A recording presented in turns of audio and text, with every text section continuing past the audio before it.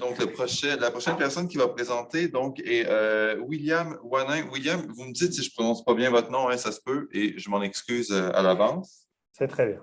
C'est très bien, parfait. Alors, bienvenue parmi nous, William. Je suis content de vous avoir avec Merci. nous. Donc, la prochaine communication que nous entendons est celle de William, qui a terminé à l'Université de Montréal des études de doctorat en sociologie sous la direction de Nicolas Salé et la co-direction à l'UQAM, ici, donc, de Yves Gingras. Il est désormais, à moins que je fasse erreur, postdoctorant à UCLA au Institute for Society and Genetics.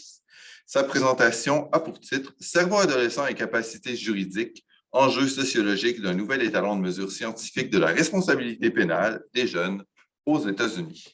Merci beaucoup. Merci pour cette invitation à présenter au colloque du CIRST. Je suis content d'être avec vous aujourd'hui. Puis merci à vous tous d'être présents naturellement. Donc, ce que je présente aujourd'hui, c'est, je dirais, quelques éléments de ma thèse, peut-être un petit survol d'un des éléments principaux de ma recherche. Thèse que j'ai terminée sous la direction de Nicolas Salé et Yves Gingras, que j'ai terminée en décembre dernier. Le point de départ de ma thèse tient en quelque sorte à ces quelques lignes prononcées par le juge de la Cour suprême, le juge Kennedy, en 2010, dans un arrêt qui déclarait la prison à vie inconstitutionnelle pour les mineurs de moins de 18 ans. Donc, ces mots illustrent une tendance qui a vu la Cour suprême aux États-Unis entre 2005 et 2012 déclarer la peine de mort et la prison à vie pour les moins de 18 ans inconstitutionnelles. Donc, ces mots du juge Kennedy ont attiré mon attention pour deux raisons. La première était que les États-Unis, à l'époque, étaient engagés dans un virage punitif, ce que les sociologues appellent un virage punitif, c'est-à-dire une reconfiguration du système de justice d'un idéal progressiste orienté vers la réhabilitation des délinquants, vers un système punitif centré autour de l'enfermement, de la prévention de la récidive et de la protection de la société civile. Donc, on est dans ce moment charnière de l'histoire du système de la justice pénale. Et ces décisions de la Cour suprême, il y en a eu trois, prônent plutôt ou privilégient un traitement des jeunes délinquants beaucoup plus clément, ce qui va en quelque sorte à l'encontre un petit peu de ce mouvement vers une justice plus rétributive.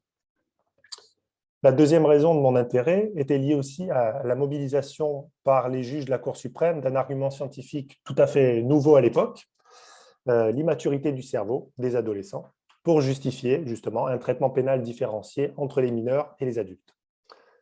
Alors personnellement, je travaillais déjà depuis quelques années sur les savoirs neuroscientifiques et leurs usages sociaux, politiques, et j'ai rapidement compris que cet usage juridique était tout à fait singulier. Et c'est cet usage, en apparence plutôt progressiste des neurosciences, qui m'a intéressé. Donc les sociologues tentent à réduire l'usage ou l'analyse plutôt des neurosciences à ce qu'elles font au social, en mettant notamment l'accent sur les dangers des neurosciences qui réduiraient l'individu à son cerveau, qui serait une nouvelle forme de biomédicalisation du social et qui servirait à renforcer les logiques néolibérales de responsabilisation et d'optimisation du potentiel individuel. Mais ce que j'observais ici était différent, puisqu'il s'agissait d'une mobilisation politique des savoirs sur le cerveau pour, entre guillemets, sauver les enfants de la peine capitale et de la prison à vie. Les sociologues qui ont plus spécifiquement formulé une critique à l'égard de cet usage de l'hypothèse scientifique de l'immaturité cérébrale des adolescents tentent eux aussi à souligner la fragilité et les effets négatifs de ces savoirs sur le cerveau adolescent. Ils critiquent notamment les limitations méthodologiques des études de neuroimagerie qui sont utilisées ou les usages politiques de ces savoirs pour renforcer des préjugés d'immaturité et d'irresponsabilité à l'égard des jeunes. Alors, mon angle à moi a été quelque peu différent. Je me suis plutôt attaché à tenter de comprendre les raisons historiques et sociologiques qui ont permis cette mobilisation juridique des savoirs sur le cerveau adolescent en me demandant tout simplement comment est-ce que ces savoirs neuroscientifiques se sont-ils retrouvés à jouer un rôle juridique. Pour répondre à cette question, j'ai choisi de suivre les déplacements de ce cerveau adolescent immature comme un objet scientifique dans une variété d'espaces sociaux allant de laboratoires de neuroimagerie à l'université Harvard, à la salle d'audience de la Cour suprême, et aussi auprès de publics distincts, allant des membres du Congrès des États-Unis aux agents de probation pour délinquants mineurs dans l'Oregon. C'est en suivant ce cerveau adolescent dans différents espaces que j'ai identifié tout un travail de coproduction qui place la science et le droit au cœur de la redéfinition de la figure du jeune délinquant. Et pour en rendre raison, je ne me suis pas limité à une analyse discursive désincarnée qui placerait uniquement le pouvoir de changer le monde dans les mots. J'ai aussi pris en compte la position sociale et les liens qui unissent et opposent ces porte-paroles, ceux qui parlent au nom des jeunes, ceux qui parlent au nom de la science ou ceux qui parlent au nom du droit. Donc, dans le cadre de ma thèse, j'ai interviewé des neuroscientifiques, des juristes, des juges, des administrateurs d'agences gouvernementales, des directeurs de programmes de fondations philanthropiques, des militants de la justice des mineurs et d'autres militants pour les victimes de ces jeunes délinquants. J'ai aussi fouillé les archives juridiques de la Cour suprême, lu en détail les publications scientifiques qui sont mobilisées, épluché les rapports institutionnels, observé juges et chercheurs à l'œuvre.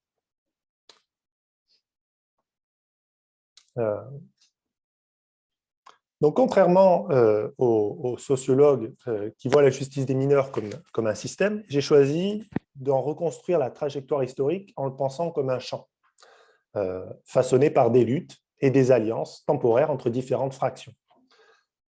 Ce que j'ai mis en évidence, c'est que depuis la fin du XIXe siècle, il y a un ensemble de luttes et d'alliances entre différentes fractions autour d'un travail de démarcation entre les délinquants mineurs et les adultes, qui a commencé au tournant du XXe siècle par des militants connus sous le nom des Child Savers, illustrés sur la slide par le fameux ouvrage de Anthony Platt.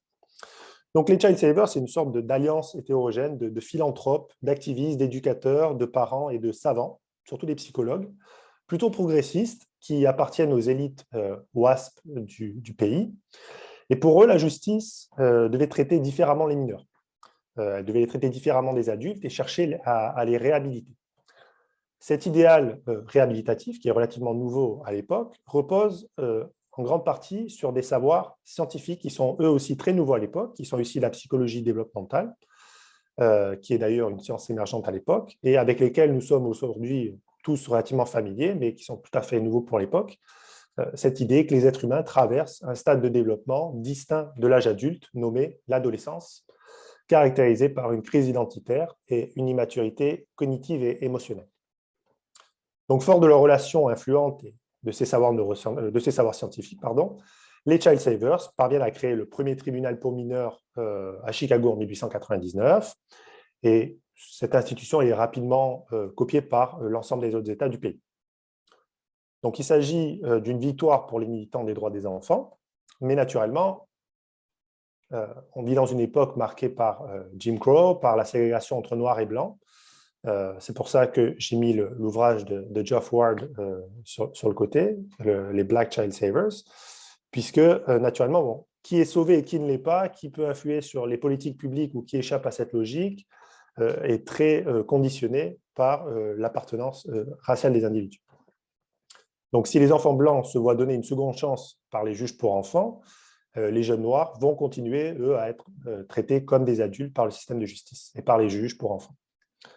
Donc, la croisade morale des Child Savers, il faut comprendre aussi que ça s'appuie sur une vision très bourgeoise de l'enfance qui s'impose aux classes dominées, aux classes des plus pauvres, de manière assez normative dans le but de remédier au supposé manque d'éducation des enfants pauvres ou de blanchir, entre guillemets, les enfants des immigrés nouvellement arrivés d'Europe afin qu'ils deviennent de bons Américains.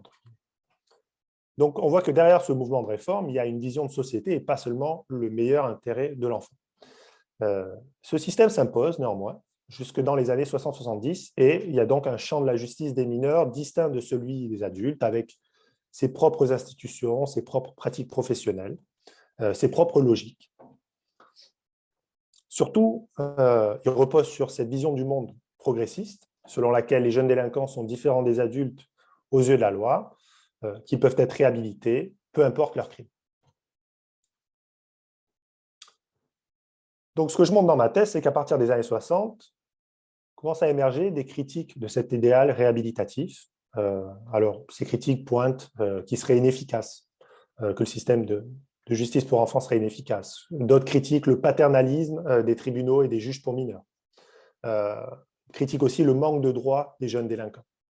Donc, dans un climat qui devient de plus en plus hostile à ce modèle socio-médical de la réhabilitation, de nouveaux savoirs scientifiques émergent, issus de la criminologie, affirmant que certains jeunes délinquants, contrairement à ce qui avait été avancé jusque-là, seraient des criminels chroniques qui ne peuvent pas être réhabilités par le système. Et à partir des années 80, toutes ces critiques vont être récupérées par les élus politiques qui voient, bien sûr, à ce moment-là, une opportunité de gagner le soutien populaire en proposant des peines plus sévères pour les mineurs et surtout en affirmant qu'à crime égal, les jeunes délinquants doivent être condamnés et incarcérés comme des adultes. Ces discours politiques s'appuient notamment sur la figure du superprédateur, illustrée ici par un article qui a fait grand bruit à l'époque. Donc, une image en quelque sorte construite par des criminologues plutôt conservateurs et qui présente les jeunes délinquants comme des êtres sans conscience qui seraient prêts à tuer et à violer sans remords.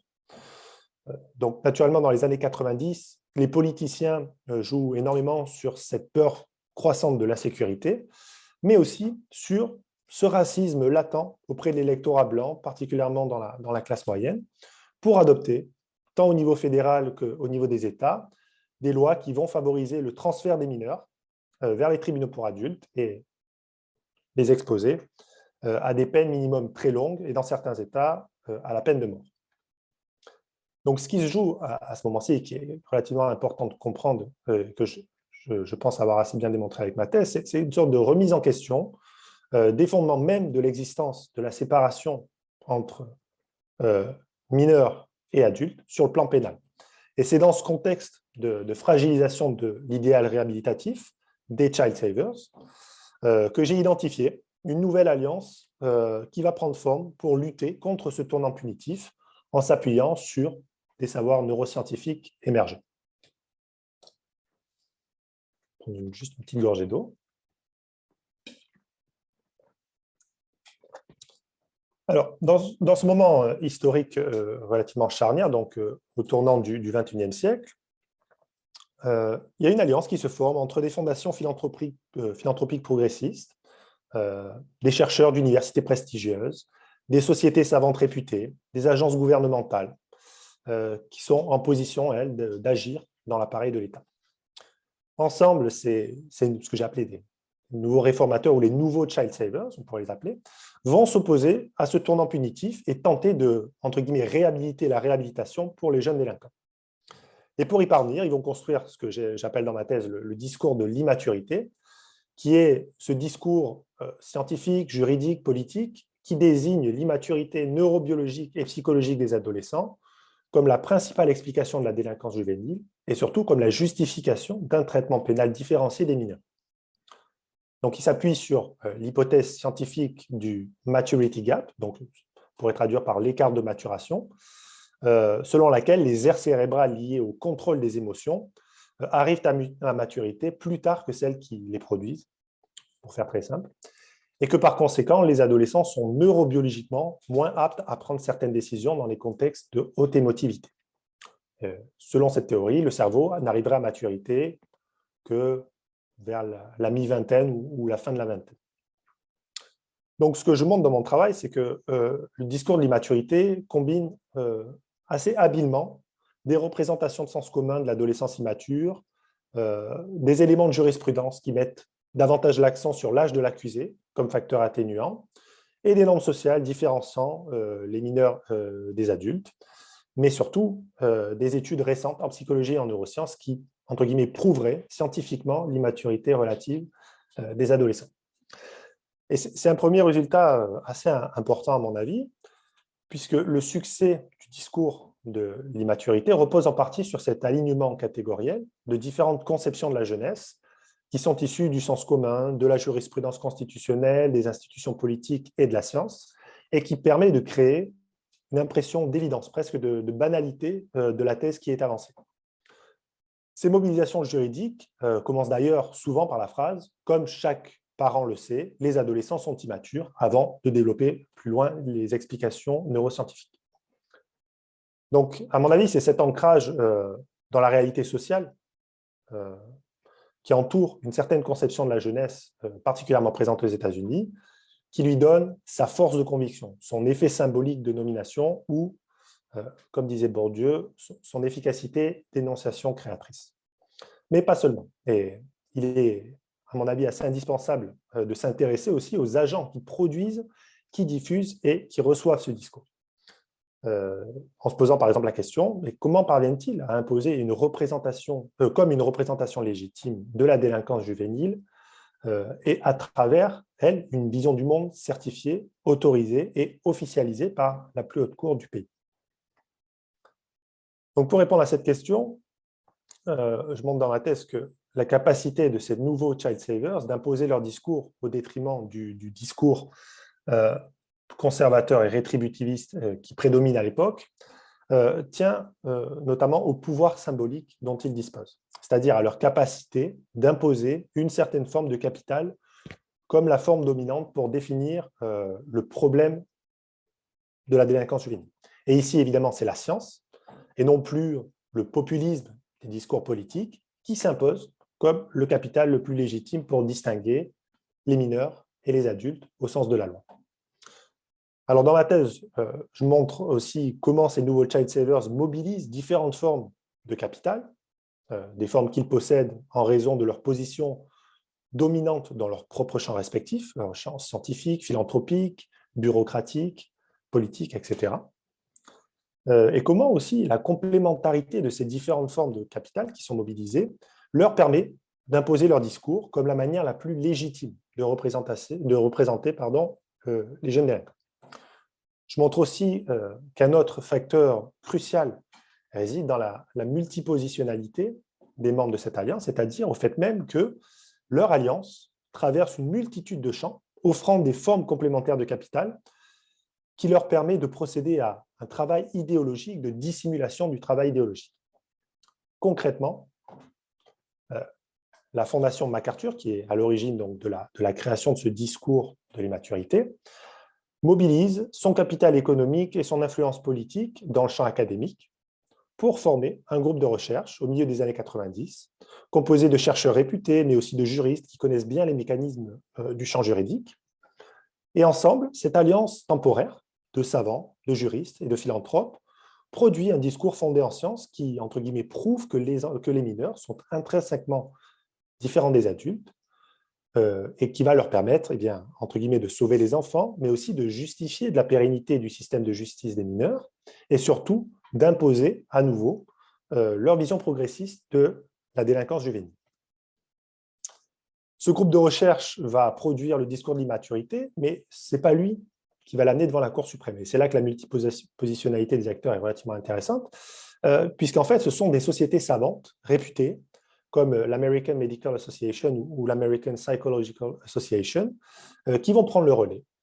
Parce que, bien évidemment, contrairement à la Fondation MacArthur, qui est quand même assez connue dans le champ politique pour ses positions relativement libérales, ces sociétés savantes peuvent agir à titre de porte-parole de la science devant la Cour suprême et prétendre à défendre ce qui est une position morale, la moindre culpabilité des mineurs, en la présentant comme un fait scientifique. Alors bien sûr, personne n'est dupe, et tout le monde sait que l'enjeu consiste à valider une position morale sous couvert du droit, de la science et même du sens commun, mais les critiques restent presque exclusivement d'ordre juridique ou scientifique, parce que révéler le double jeu de ses adversaires, c'est aussi prendre le risque d'être soumis aux mêmes critiques, et surtout de dévoiler l'un des mécanismes centraux de l'exercice de la domination par les dominants, qui est la mystification des dominés. Alors il y a finalement un troisième point important que mon travail souligne pour saisir le succès du discours d'immaturité, et qui tient aussi à ce qu'il offre à ses récepteurs, et en l'occurrence aux juges de la Cour suprême. Et pour comprendre ce point, il faut comprendre que du côté des juges, les lois adoptées dans les années 90, donc les lois plus rétributives, comme les sentences minimum, le transfert des mineurs vers les tribunaux pour adultes, les contraignent, les juges, dans l'exercice de leurs fonctions, puisqu'elles les obligent à imposer des sentences minimum aux délinquants, et déplacent donc l'autorité juridique des juges, donc le droit de dire le droit, vers le champ politique. Le discours de l'immaturité propose une preuve scientifique perçue alors comme objective et neutre de la différence des mineurs, qui permet de justifier un régime juridique distinct. Et à un moment historique où une majorité de juges sur le banc de la Cour suprême semble plutôt prêt à abolir les peines les plus lourdes pour les mineurs, ce discours leur offre une opportunité de s'opposer à l'influence des élus politiques sur le droit, tout en maintenant l'illusion que le système n'est pas un instrument d'action politique partisane. Finalement, le discours de l'immaturité est aussi un discours universalisant, dans la mesure où il soutient que les jeunes délinquants forment une catégorie homogène, structurée par l'âge, contrairement aux travaux sociologiques qui, à l'époque déjà, illustrent assez bien l'inégale distribution des contrôles, des arrestations et des condamnations, notamment en fonction de la race ou de la classe d'appartenance des jeunes délinquants. Alors, pour la Cour suprême, je crois qu'il permet de dévier les critiques croissantes à l'époque aussi ayant trait aux discriminations du traitement pénal des minorités raciales et des populations les plus pauvres, en montrant en même temps une sorte de clémence et de compassion à l'égard des enfants, un sujet fort en capital sympathie auprès du grand public. Donc, pour conclure, je dirais que les nouveaux Child Savers ne sont pas aussi progressistes et réformateurs qu'il paraît au premier abord. Et le discours de l'immaturité est en quelque sorte la mise à jour d'une conception centenaire de la délinquance juvénile à l'aide d'une science émergente, populaire. L'enjeu est ici de préserver l'existence des institutions pénales dans un contexte de diminution sans précédent des taux de délinquance juvénile et de critiques croissantes à l'égard de la justice, particulièrement de la part de groupes militants issus des minorités raciales. Et je crois qu'il y a une certaine continuité ici avec le passé raciste du traitement des jeunes noirs aux États-Unis. Si on regarde un peu au traitement durant l'ère progressiste des jeunes noirs, on voit que les jeunes noirs, comme l'a très bien démontré Geoff Ward dans son ouvrage les Black Child Savers, que les jeunes noirs ne sont pas considérés comme des enfants à l'époque et que les Black Child Savers, donc qui sont des militants noirs qui militent pour les droits des enfants noirs, sont le plus souvent ignorés des institutions politiques, au moins jusque dans les années 50-60. Et donc, au cours du tournant punitif, il n'y a plus les lois de Jim Crow, donc il y a une reformulation de cette conception raciste des jeunes hommes noirs. On les décrit cette fois comme des superprédateurs. Donc, ils sont décrits comme des superprédateurs au même moment où ils viennent remplir de manière assez disproportionnée les cellules des prisons aux États-Unis. Donc, durant ces deux périodes, le racisme anti-noir est relativement évident, même si parfois il est utilisé sous couvert d'autres noms, comme celui du superprédateur. Mais aujourd'hui, le discours de l'immaturité propose un discours qu'on pourrait appeler colorblind, donc aveugle à la race en quelque sorte, c'est-à-dire qu'il met l'accent sur le rôle de l'âge pour expliquer la délinquance juvénile tout en ignorant les effets structurants de la race et de la pauvreté sur les statistiques criminelles. Et il y a, je crois, une certaine réticence à admettre qu'un discours visant à sauver les enfants puisse également renforcer les discriminations raciales, particulièrement parmi les universitaires aux États-Unis, qui sont en général plus libéraux, et qui voient dans cet usage politique de la science entre guillemets, une bonne manière d'utiliser la science à des fins militantes. Donc après tout, les nouveaux Child Savers ont quand même réussi à faire abolir la peine de mort pour les jeunes, qu'ils soient blancs ou noirs. Et ça, c'est, on va dire, un argument qui m'a souvent été avancé. Mais j'opposerai à cet argument qu'il faut aussi réfléchir aux effets à long terme de cette redéfinition de la délinquance juvénile en un problème transitoire d'immaturité cérébrale. Force est de constater que si l'abolition de la peine de mort pour les mineurs est une victoire hautement symbolique, elle n'a qu'un effet très circonscrit sur la manière dont opère le système de justice. Aujourd'hui, aux États-Unis, il y a plus de 7 millions d'individus qui sont soit incarcérés, soit sous une forme de contrôle judiciaire. En revanche, la notion d'immaturité cérébrale des adolescents est devenue un élément clé d'une nouvelle approche développementale de la délinquance des jeunes qui s'est imposée au niveau institutionnel pour recadrer les politiques et les pratiques du champ de la justice des mineurs. La double conséquence de ce discours, c'est d'une part un renforcement du stigmate qui touche plus particulièrement les jeunes issus des minorités raciales, qui sont alors doublement stigmatisés à cause d'une part de leur race et d'autre part de l'immaturité supposée de leur cerveau, et d'autre part aussi les délinquants adultes, puisque ce discours renforce l'idée que leur maturité cérébrale les rend d'autant plus responsables de leurs crimes. Et c'est d'ailleurs dans cette direction que je dirige ma recherche postdoctorale, puisque j'étudie le rapport des neuroscientifiques à la notion de la race, à la fois dans leurs travaux, dans leur environnement de travail et dans leur formation académique. Voilà, je vais terminer ici. Et pour terminer, j'aimerais juste remercier Yves Gingras, qui a co-dirigé ma thèse avec Nicolas Salé à l'Université de Montréal. Et je remercie aussi le CIRST pour son soutien financier durant ma thèse, et aussi pour avoir été un lieu où j'ai beaucoup appris intellectuellement et humainement. Merci beaucoup.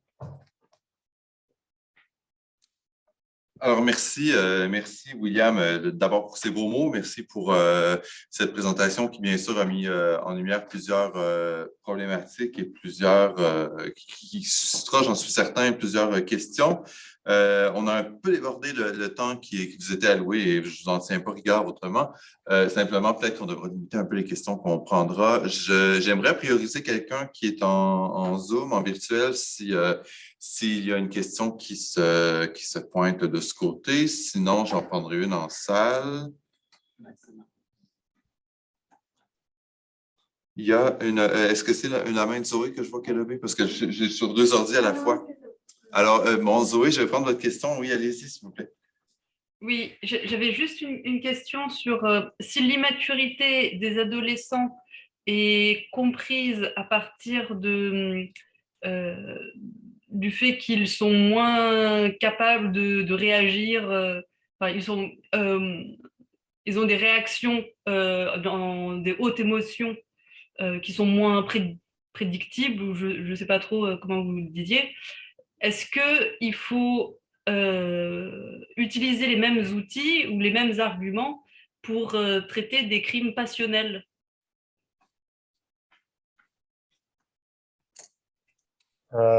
Pour traiter les crimes passionnels, écoutez, je ne sais pas ce qu'il faut ou ce qu'il ne faut pas là.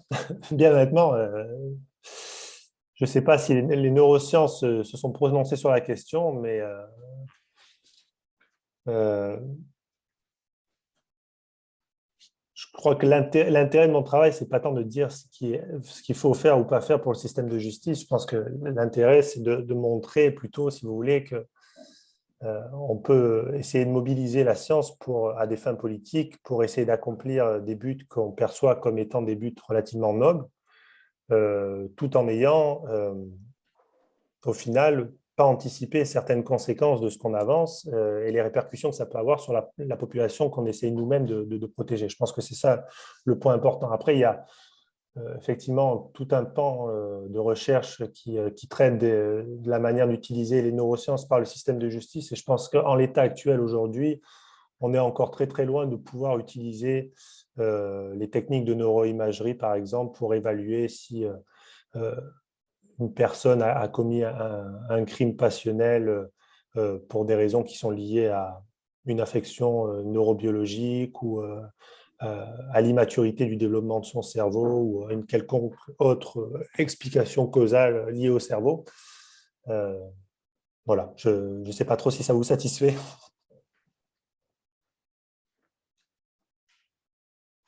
Mais merci pour la réponse. Donc, je ne sais pas si Zoé pourra être satisfaite ou non, mais bon, à tout le moins, ça aura permis sûrement d'éclairer certaines parties de la question.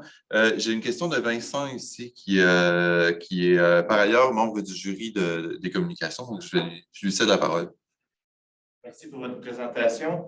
J'avais une question à savoir, est-ce que vous voyez un lien, parce que là, c'est assez précis, votre recherche par rapport à la délinquance juvénile. Est-ce que vous voyez un lien avec une plus large influence des neurosciences? Par exemple, dans le champ juridique, vous venez de le mentionner un petit peu, mais j'aurais aimé ça un peu de clarification. Par exemple, dans le domaine de la dépendance, les approches neuroscientifiques, incluant aux États-Unis, sont rendues quasiment dominantes, c'est-à-dire et c'est assez similaire, c'est-à-dire qu'un activiste voulant faire de la dépendance non pas un problème moral et criminel, mais plutôt un problème médical et biologique. Donc, ça semble se recouper un peu. Donc, j'aimerais savoir s'il n'y aurait pas là, une tendance un peu plus lourde. Qu'est-ce que vous suggérez? Quelque chose une vision neuroscientifique du cerveau adulte également. Absolument, merci pour cette question. Bon, alors effectivement, vous avez tout à fait raison que les neurosciences deviennent un petit peu, je dirais, la science du jour aux États-Unis, là, Elle est utilisée non seulement dans le système de justice et je dirais même dans le champ pénal à des fins de réhabilitation de certains délinquants, de traitement de certaines personnes qui souffrent d'addiction à différentes drogues. Et même plus largement que ça, je pense qu'il y a un vrai phénomène de société dans la mesure où elle est utilisée aussi dans le champ de l'éducation pour réviser les pratiques et les politiques en matière d'éducation. Elle est utilisée dans le champ, j'avais étudié par exemple dans le champ du marketing aussi, où on commence de plus en plus à faire confiance à ces sortes d'approches biologisantes ou neurobiologisantes pour essayer de comprendre la manière dont les consommateurs réfléchissent. Il y a quand même une tendance sociologique qui démontre qu'effectivement, elles sont de plus en plus populaires. Mais après, il y a, je pense, mon expérience en tout cas, de ce que j'ai pu observer dans mes différentes recherches, c'est qu'il y a le discours neuroscientifique, si vous voulez, et la manière dont il est utilisé par les institutions, et il y a la manière dont les acteurs eux-mêmes s'emparent de ces savoirs et les appliquent d'une certaine manière à leur pratique quotidienne. Et ce dont on se rend compte, c'est que il peut avoir des usages très, on va dire, distincts. D'un côté, on peut avoir des utilisations des neurosciences qui vont permettre de renforcer les contrôles, de renforcer une certaine conception de l'individu qui est très proche des conceptions néolibérales, de responsabilisation, etc. Et de l'autre côté, on peut avoir aussi une utilisation de ces savoirs par exemple, des groupes militants qui vont s'emparer de ces connaissances pour militer pour des droits supplémentaires. C'est par exemple le cas de certaines personnes qui militent pour le droit des personnes présentant des personnes autistes. Des personnes qui militent aussi pour les différences dans le genre aussi, se réapproprient certains savoirs pour démontrer aussi qu'il y a peut-être plusieurs manières de comprendre le fonctionnement cérébral. Et donc, vous voyez, je pense que c'est la raison pour laquelle ma thèse est assez ciblée, c'est aussi parce que je pense que les grandes explications englobantes par exemple, réductionnisme des neurosciences qui réduirait l'individu à son cerveau, je pense que bon, quand on a dit ça, on n'a pas dit grand-chose. Quand il faut regarder un petit peu plus dans le détail et essayer de comprendre comment les acteurs s'approprient ces savoirs, et on se rend compte que c'est des usages et des appropriations qui sont tout à fait hétérogènes et beaucoup plus complexes qu'il n'y paraît a priori. Alors, merci William pour cette réponse, pour cet Merci échange. beaucoup.